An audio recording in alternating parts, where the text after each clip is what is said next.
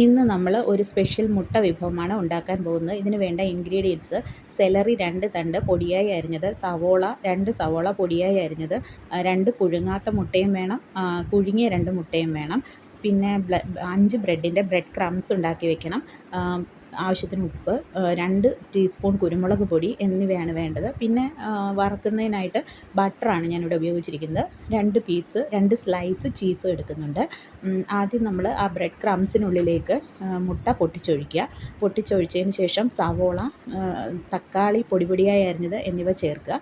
തക്കാളി ഞാനിവിടെ അത്യാവശ്യം വലിപ്പത്തിലുള്ള ഒരു തക്കാളിയാണ് എടുത്തിരിക്കുന്നത്. അത് ചെറിയ കഷ്ണങ്ങളായി അരിഞ്ഞതിന് ശേഷം ഈ ബ്രെഡ് ക്രംസിലേക്ക് ഇട്ട് കൊടുക്കുക. തുടർന്ന് സവോള പൊടിയായി അരിഞ്ഞതും സെലറി ചെറുതായി അരിഞ്ഞതും അതിലേക്ക് ആഡ് ചെയ്യുന്നുണ്ട്. ആവശ്യത്തിന് ഉപ്പും കുറച്ച് കുരുമുളക് പൊടിയും ചേർത്തതിന് ശേഷം നല്ലതുപോലെ ഇളക്കി നല്ലൊരു മസാലക്കൂട്ട് തയ്യാറാക്കുക. ഇളക്കി ചേർത്തതിന് ശേഷം നമുക്ക് ഇതിനാവശ്യത്തിന് ഉപ്പ്, എരിവ് എന്നിവ ഉണ്ടോ എന്ന് പരിശോധിക്കുക.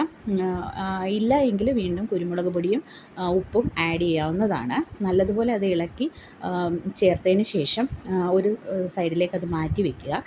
എന്നിട്ട് നമ്മൾ ആ പുഴുങ്ങിയ 2 മുട്ട എടുത്തിട്ട് അത് നമ്മൾ ഉള്ളിലേക്ക് മസാല പിടിക്കത്തക്ക വേണം അതിനകത്ത് കട്ട് ചെയ്തിട്ട് ഉള്ളിലേക്ക് കുരുമുളക് പൊടിയും ഉപ്പും ചേർത്ത മിശ്രിതം ഞാൻ ചെയ്യുന്നത് പോലെ നിറച്ചതിന് ശേഷം അത് മാറ്റി വയ്ക്കുക. ഇനി നമുക്ക് ഇത് വറുക്കുന്നതിനായിട്ട് ഒരു കുഴിവുള്ള പാത്രമാണ് വേണ്ടത്. കുഴിവുള്ള പാത്രം ഞാൻ സാധാരണ കടുക് താളിക്കാൻ എടുക്കുന്ന ആ കുഴിവുള്ള പാത്രമാണ് എടുത്തിരിക്കുന്നത്.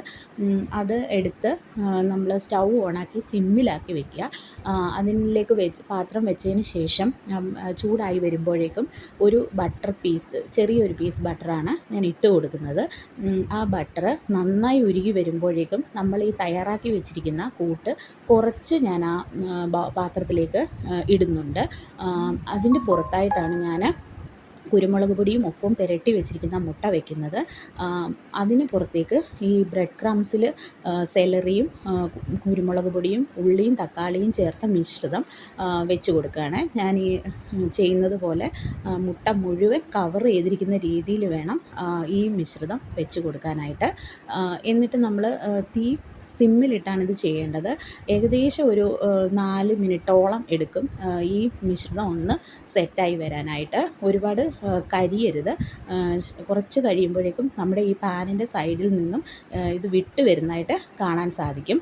ആ സമയത്ത് അതുവരെയും നമ്മളിത് അടുപ്പിൽ സിമ്മിൽ വെച്ച് വേവിക്കുക. സ്റ്റൗവ് എപ്പോഴും സിമ്മിലായിരിക്കാൻ ശ്രദ്ധിക്കുക, അല്ലെങ്കിൽ ബ്രെഡ് ക്രംസ് കരിഞ്ഞു പോകും. കുറച്ച് കഴിയുമ്പോഴേക്കും അത് സൈഡിൽ നിന്നും വിട്ട് വരുന്നതായിട്ട് കാണാം. ആ സമയത്ത് ഞാനിത് പതുക്കെ ഈ പാനിൽ നിന്ന് മാറ്റി ഒരു പ്ലേറ്റിലേക്ക് വയ്ക്കുന്നുണ്ട്. ഇത് ശരിയായി വരുമ്പോഴേക്കും ഞാൻ അതിലേക്ക് ഒരു ചീസിൻ്റെ സ്ലൈസ് വെച്ച് കൊടുക്കുന്നുണ്ടായിരുന്നു.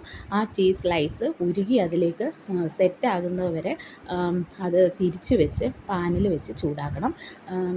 ഇത് വേറൊരു പാനാണ് ഞാൻ എടുത്തത്. അതിലേക്കാണ് ഞാൻ തട്ടി ഇട്ട് കൊടുത്തത്. പാകമായി കഴിയുമ്പോൾ അത് പാത്രത്തിലേക്ക് മാറ്റാവുന്നതാണ്. പീസുകളാക്കി നമുക്ക്